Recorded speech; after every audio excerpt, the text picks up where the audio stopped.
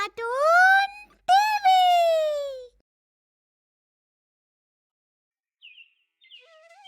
अनंतपुर नामक गांव में वीरभद्र नामक मुखिया अपने दो बेटों भोलू और छुटका के साथ रहता था, जिनका चेहरा लगभग एक जैसा लगता था, लेकिन बुद्धि बिल्कुल अलग।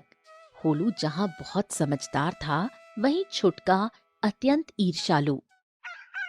एक दिन ए बेटा भोलू, अरे जल्दी से तैयार हो जा।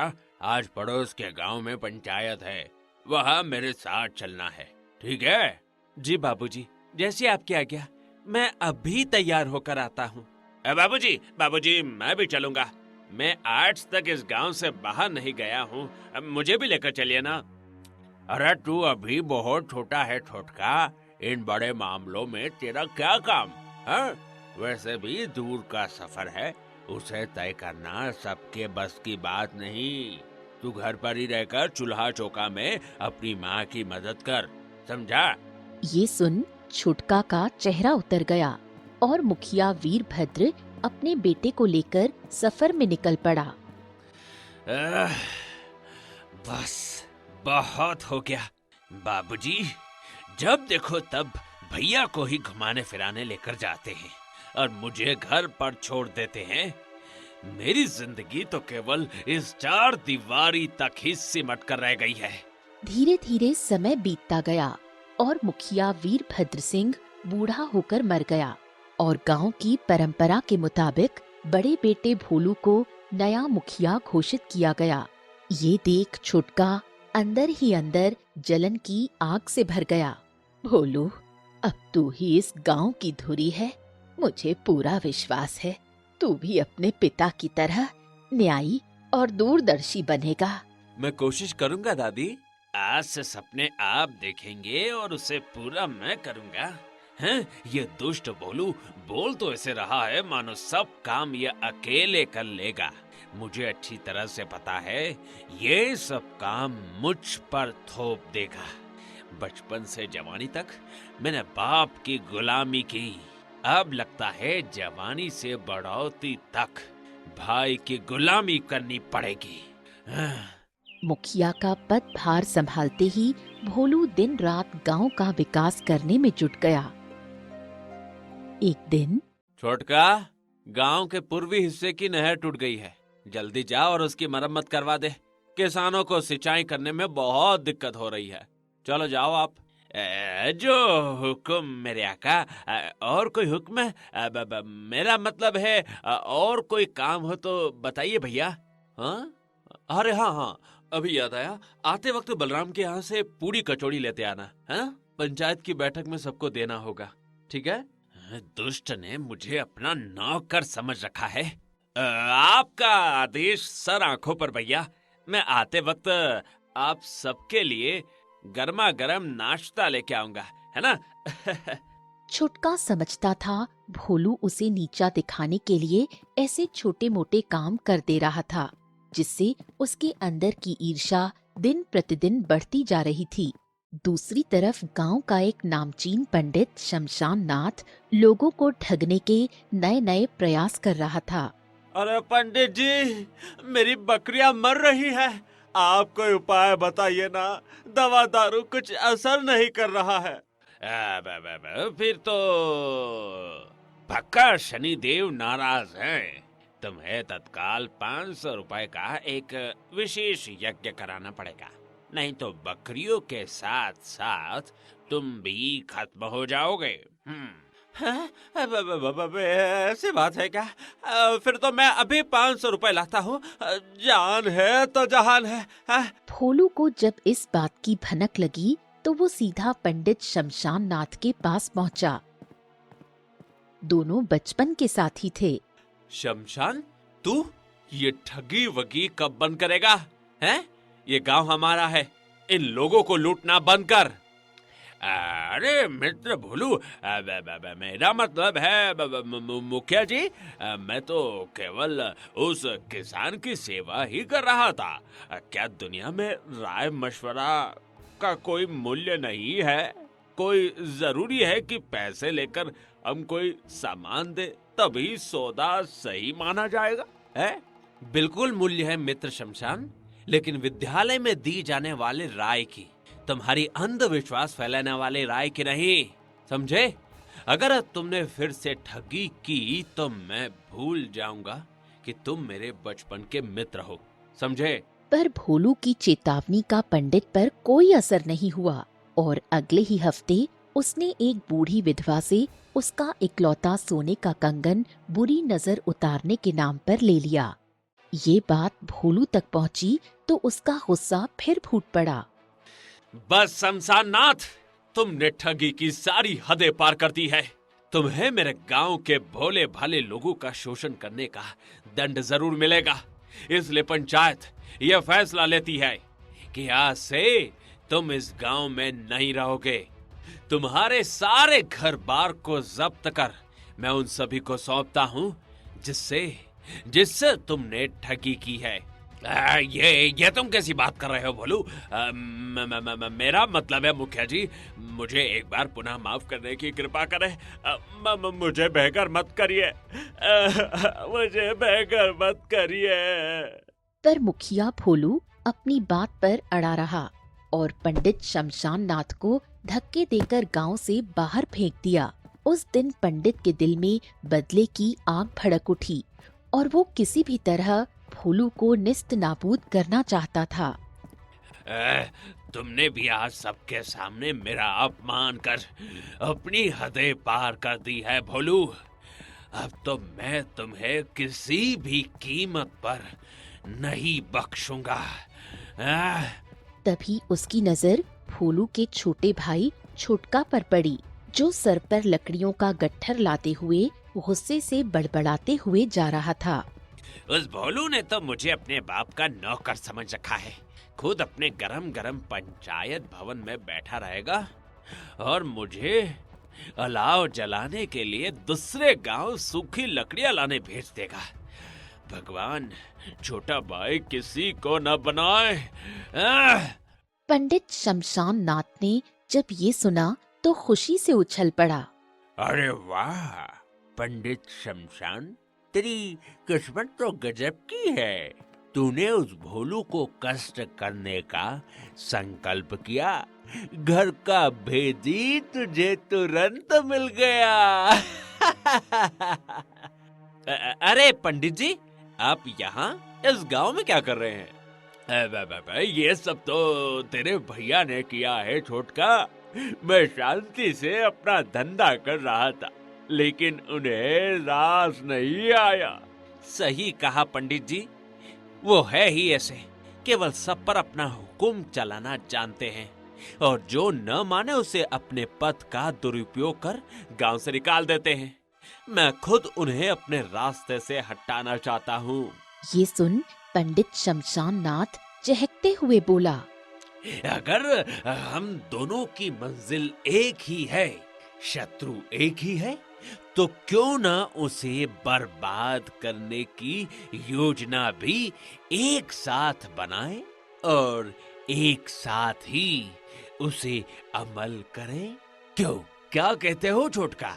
पंडित की बात सुन छुटका खुशी खुशी उनकी योजना में शामिल हो गया और अपने भाई को बर्बाद करने की तरकीब सोचने लगा। सुन छोटका, हमारी पहली चाल होगी गांव की शांति में दरार डालना और कोई भी विकास कार्य होने नहीं देना, ठीक है? उस दिन के बाद से मुखिया भोलू ने गांव में जो भी विकास कार्य किए, रोज रात को पंडित शमशान नाथ और छुटका चुपके से आकर उसे बिगाड़ देते। अगले दिन भोलू जब ये देखता तो उसके होश उड़ जाते। ये सब कैसे हो रहा है? कौन कर रहा है? कौन है जो मेरे गांव को विकसित होते हुए नहीं देखना चाहता? शायद रात को कोई जानवर आया हो मुखिया जी। जानवर के पास बल जरूर होता है चाचा, लेकिन बुद्धि नहीं। देखो, हर चीज इस तरीके से ध्वस्त किया गया है कि दोबारा फिर न बन सके। जरूर इसमें कोई इंसानी हाथ है। भोलू ने अपनी कुछ संपत्ति बेच इस नुकसान की भरपाई करवाकर फिर काम शुरू करवाया।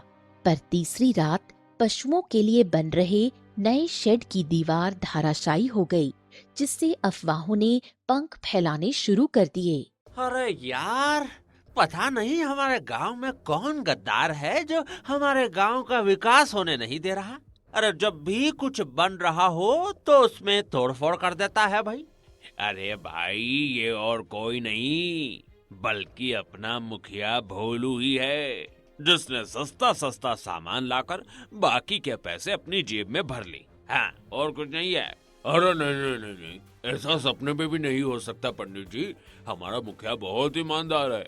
ये सब आप इसलिए बोल रहे हैं क्योंकि मुखिया भोलू ने आपको गांव से बेदखल कर दिया था। हाँ, अरे ठीक है, अगर तुम दोनों को मेरी बात पर भरोसा नहीं है तो मुखिया के भाई छोटका से पूछ लो। वो बहुत भोला है। देखना, अगर वो हकलाने लगे तो समझना वो झूठ बोल रहा है। हाँ। तभी पंडित शमशान नाथ ने उधर से गुजर रहे छोटका से बोला, अरे अरे सुनो छोटका, तुम्हारे बड़े भाई भोलू ने गांव के सारे निर्माण में सस्ता सस्ता सामान लगाकर बाकी का माल अपनी जेब में भर लिया है ना? नहीं नहीं नहीं नहीं नहीं नहीं, ऐसी कोई बात नहीं है। मेरा मतलब है भैया तो बहुत ईमानदार है। छोटका को हकलाते देख गांव वाले समझ गए कि पंडित शमशान नाथ सच कह रहे हैं और उनके मन में भोलू के प्रति जितनी इज्जत थी सब खत्म हो गई। वहीं पंडित शमशान नाथ और छोटका अपना पहला लक्ष्य प्राप्त कर खुशी से फूले न समाये। तभी पंडित शमशान नाथ को अपने गांव में देख भोलू भड़क उठा। तुम्हारी हिम्मत कैसे हुई शमशान, मेरे गांव में वापस दखल देने की? वाह मुखिया जी वाह, आप खुद खुलकर भ्रष्टाचार करते हैं और मुझ गरीब की दक्षिणा पर एतराज। भला ये भेदभाव क्यों हैं? अरे क्यों, मैंने सही कहा ना गांव वालों? हैं? हाँ हाँ हाँ, आपने बिल्कुल सही कहा पंडित जी। अरे जिसके खुद के मन में खोट हो वो दूसरों को ज्ञान न बांटे। बिल्कुल, इसलिए आज से पंडित शमशान नाथ हमारे गांव में ही रहेंगे। कोई माई का लाल में इतनी हिम्मत नहीं कि उन्हें निकाल सके। मुखिया भोलू ने इस फैसले का बहुत विरोध किया, लेकिन गांव वालों के प्रचंड रोष के सामने उसकी एक न चली और उसे अपना फरमान वापस लेना पड़ा। ये क्या हो रहा है? पता नहीं, जो लोग कल तक मेरी हर बात का समर्थन करते थे अचानक से विरोधी कैसे बन गए? दाल में जरूर कुछ काला है। अरे वाह छोटका, तुम तो बहुत अच्छा नाटक करते हो। तुम्हें तो रामलीला में होना चाहिए भाई। तभी भयंकर ठंड को देखते हुए छोटका और पंडित मिलकर एक योजना बनाते हैं और पंडित शमशान नाथ मेकअप द्वारा छोटका को बिल्कुल उसके बड़े भाई जैसा बना देता है। हाँ, अब अंतिम चाल चलने का वक्त आ गया है छोटका। हाँ, हमारे गांव वालों की नजरों में तेरे बड़े भाई के प्रति जो जहर का बीज बोया है उसे अब विशाल विट वृक्ष बनाना है। इसमें तेरी सबसे बड़ी ताकत बनेगा तेरा ये चेहरा, जो हूबहू मुखिया की तरह दिखता है। तभी छुटका और पंडित शमशान नाथ एक रात धोखे से मुखिया भोलू को कैद कर उसे एक अंधेरी काल कोठरी में बंद कर देते हैं। हाँ, ये कौन है? हाँ, अरे कौन हो तुम और मुझे यहाँ कैद क्यों कर रखा है? अबे चुप कर, कब से बक बक कर रहा है? अरे बस इतना समझ, हम तेरे काल है, काल।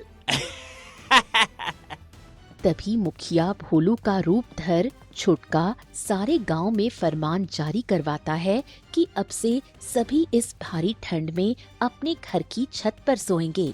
जो ऐसा नहीं करेगा उसे गांव से बाहर का रास्ता दिखा दिया जाएगा या उसके घर को जला दिया जाएगा।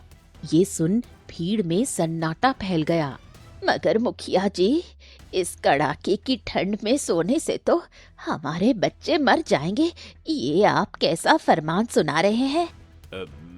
मैं ये फरमान बहुत सोच समझ कर सुना रहा हूँ।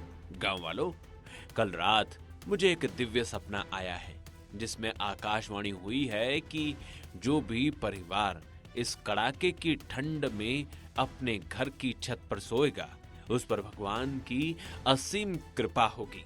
तभी पंडित शमशान नाथ उत्साह से बोला, और मैं यूं पूछ रहा था कि जो कोई इस फरमान को नहीं मानेगा उसका क्या होगा मुखिया जी?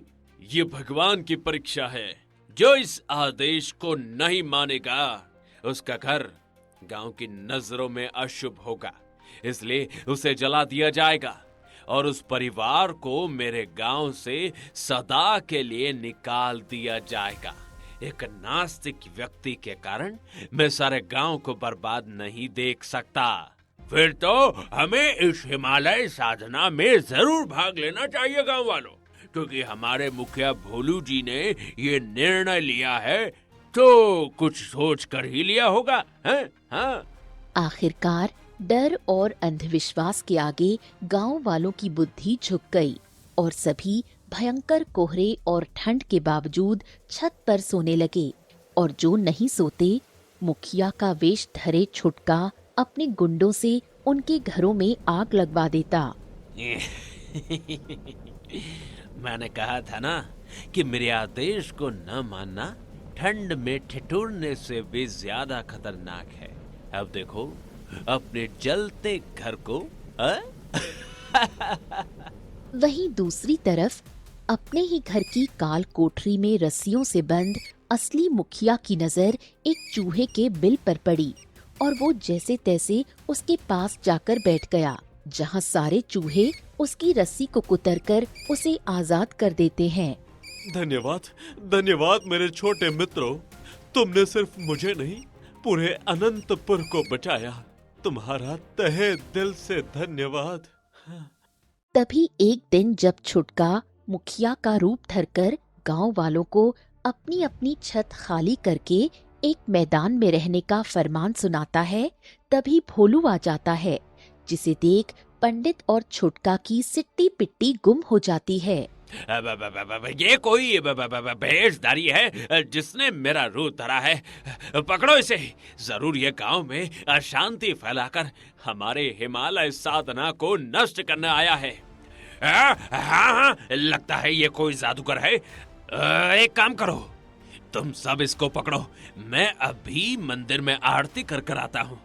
भगवान मेरी राह ताकते होंगे यार। तभी पंडित शमशान नाथ और छुटका ने जैसे ही भागने की कोशिश की, गांव वालों ने उसे कसकर पकड़ लिया, जिसे देख छुटका बहुत डर गया और उसका मेकअप पसीने और डर से बहने लगा और उसका असली रूप सबके सामने आ गया। छोटका, ये तू था? मेरा अपना भाई, मेरा अपना खून। तूने मेरे साथ इतना बड़ा विश्वासघात क्यों किया मेरे भाई? क्यों? ये सवाल तुम मुझसे पूछ रहे हो भैया? बचपन से हर पंचायत, हर यात्रा में बाबूजी तुम्हें ही साथ लेकर जाते थे। मैं सिर्फ छोटका बनकर रह गया और फिर तुम मुखिया बने।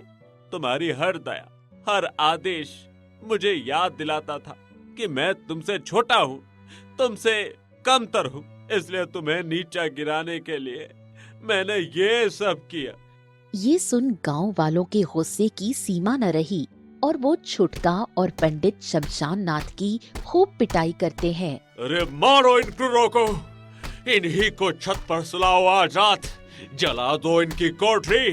इन्हें भी तो पता चले जो फरमान ये सुनाते हैं वही जब घूमकर इनके ऊपर ही लगती है तो कैसा लगता है।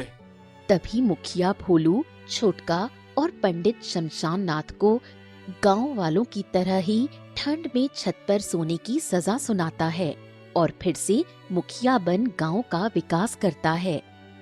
इधर पंडित और छोटा भाई ठंड से ठिठुर रहे होते हैं।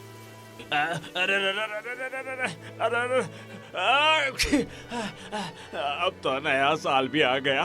छोटका, पता नहीं ये ठंड कब खत्म होगी रे। मुझे तो बहुत ठंड लग रही है।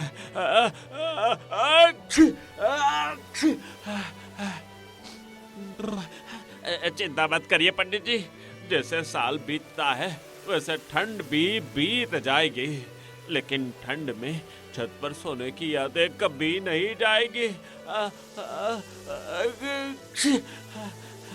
सच में बहुत ठंड है, मुझसे तो सांस भी नहीं लिया जा रहा है। तभी गांव वाले गुस्से से उस छत पर बर्फ की सिल्ली डाल देते हैं, जिसे देख दोनों भड़क जाते हैं।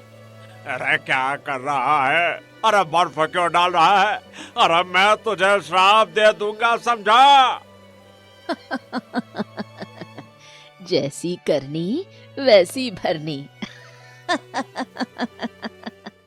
दोस्तों आ ही गए हो तो चैनल को सब्सक्राइब कर देना और वीडियो अच्छी लगे तो लाइक और शेयर भी कर देना और बेल आइकन जरूर दबा देना ताकि आपको नए वीडियोस की नोटिफिकेशंस मिलती रहे।